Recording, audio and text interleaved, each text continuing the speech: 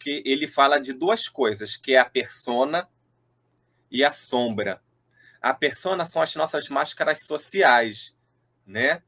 Não que a gente esteja mentindo, mas são formas que a gente acaba usando para viver em sociedade. Então, nós temos a máscara de pai, né? De marido, de mãe, de funcionário, né? De médium, de dirigente, de casa espírita. Então, são várias personas que a gente acaba assumindo ao longo da nossa convivência social. E existe também a questão chamada sombra, que o Jung vai chamar que são aqueles conteúdos que estão reprimidos. São conteúdos indesejados. Aquelas coisas que a gente esconde, acha que ninguém está vendo, né? E o que o Jung chama de processo de individuação, a Joana de Ângeles vai chamar de autodescobrimento, que é a integração da persona com a sombra. Oi, Verônica Cunha! Mônica, tudo bem? Esse processo de autodescobrimento é o amadurecimento da psique. É o mesmo, né? Equivale ao processo de individuação do Jung. E viver significa tentar equilibrar essas duas partes, né? Persona e sombra, né? Um equilíbrio entre os dois. E claro que para tentar o equilíbrio existe uma tensão. E a tensão é muito importante, porque a partir da tensão a gente tem a oportunidade de crescer. A oportunidade de crescer enquanto ser humano, enquanto gente. Todos nós estamos aqui nesse caminho, né? Independente de qualquer coisa, independente, inclusive, de religião. A gente pode nem ter religião, mas nós precisamos crescer enquanto seres que fazem parte de uma família humana. E Joana de Ângeles vai dar um exemplo da mitologia grega que o Jung também usa, que é o exemplo do rei Édipo. Não sei se todos conhecem, né? Mas é uma peça teatral que foi escrita pelo Sófocles lá em 427 a.C. É uma tragédia grega, né? E para os gregos a tragédia é tudo aquilo que eu não consigo evitar, é tudo aquilo que eu não posso explicar. Na verdade, são todas aquelas intempéries que acontecem na nossa vida e a gente se pergunta, por que logo comigo e não com o vizinho do lado, que é muito pior do que eu, né? E a história do rei Édipo conta a história de um casal, né, real, que é o rei Laios e Jocasta, e o rei Laios recebe uma profecia, a profecia de que quando seu filho crescesse, o seu filho o mataria e casaria com a sua esposa, com a sua mulher, ou seja, o filho casaria com a própria mãe.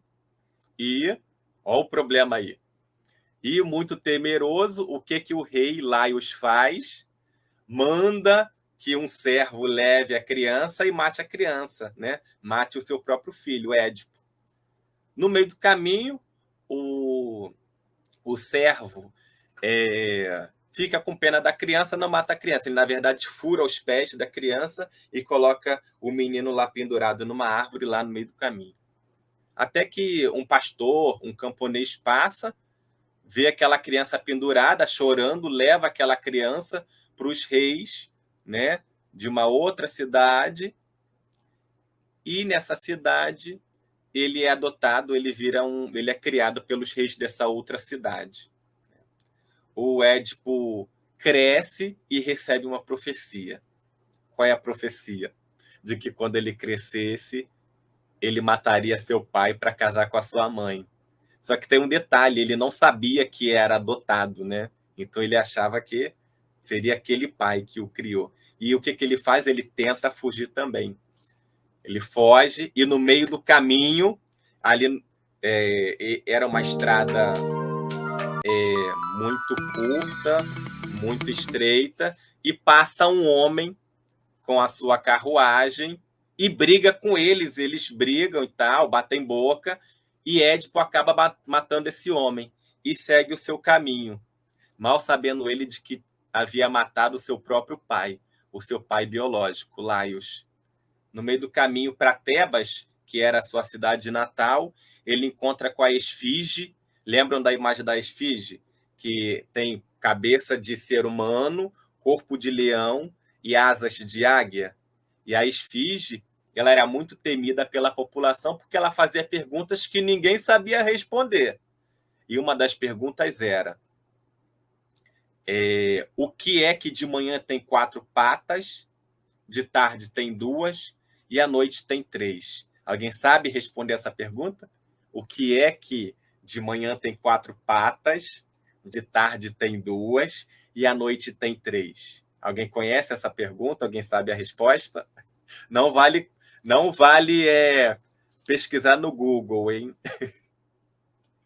E Édipo, diante da esfinge, responde: é o homem, é o ser humano. Por quê, né? Pela manhã seria a infância, né? 4 patas, a criança que engatinha. À tarde, as 2 patas seria a juventude e a vida adulta. E à noite seria já a velhice, né? No qual ele anda com 3 patas, ou seja, com o auxílio da bengala. Nisso, quando o Édipo consegue responder a pergunta, o que a esfinge faz? Ela, com muita raiva, ela se lança do precipício e morre. Ele consegue atravessar, entra em Tebas, e toda a população o saúda, né, como um herói. E ele vai conhecer quem? Jocasta, que é a sua mãe biológica, só que ele não sabia. Eles se conhecem, acabam se apaixonando e se casam. Tem vários filhos, entre eles tem uma filha chamada Antígona, que também existe uma tragédia sobre Antígona, que também é belíssima e muito forte, como toda tragédia, né? E se casando com Jocasta, o tempo passa, os anos passam, e uma peste assola a cidade, né, de Tebas. E Édipo vai lá escutar o oráculo, e o oráculo fala que, para se livrar dessa peste, precisam encontrar e punir o assassino do rei, que era ele mesmo, e ele não sabia que havia matado o rei, né? E um cego chamado Tiresias, a figura do cego também é um arquétipo muito importante em várias culturas, né? Que é aquela pessoa que, apesar de não ver esse mundo aqui, ele está em contato com outro mundo. Na verdade, ele enxerga muito mais que todos nós, né? Porque tem um outro sentido aí. E um cego chamado Tiresias diz para o Édipo que o assassino do rei estava mais perto do que ele imaginava. Na verdade, era ele mesmo, né? E nesse momento, Édipo se lembra de quê? Daquilo que tinha acontecido quando ele era jovem, daquele homem que ele havia matado, né, no meio do caminho. E nesse mesmo instante, aparece um mensageiro lá do reino, do reino dos pais que o haviam criado, dizendo que o seu pai adotivo, que ele não sabia que era adotivo, havia morrido e que ele era o herdeiro direto, né? E nesse mesmo momento também aparece o homem que tinha feito parte da comitiva do rei, o identifica, vê que tinha sido ele que tinha matado o rei, e esse mesmo homem é aquele também que tinha pendurado na árvore. Então tudo é desvelado, né? Isso é a tragédia. Para onde correr? Então, nesse momento em que todo mundo sabe de tudo, em que a verdade, né, aquilo que estava oculto, é revelado, eles não suportam, nenhum deles conseguem suportar a realidade. A vida que está se impondo ali diante deles. A rainha, a mãe, Jocasta, muito culpada por ter casado com o filho, se mata. Édipo fura os próprios olhos e abandona a cidade e passa a viver como um andarilho ao lado da sua filha Antígona. E é muito interessante a Joana de Ângeles resgatar esse mito. Ela resgata esse mito lá no livro O Homem Integral, lá na página 38.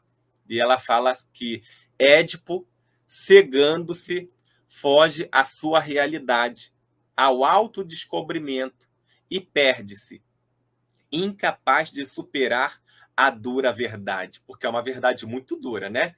Você saber que casou com a tua mãe, teve um monte de filho com ela, imagina, né? A verdade é o encontro com o fato que deve ser digerido de modo a retificar o processo quando danoso ou prosseguir vitalizando para que o amplie em benefício geral. Ignorando-se, o homem se mantém inseguro, evitando aceitar a sua origem, toma no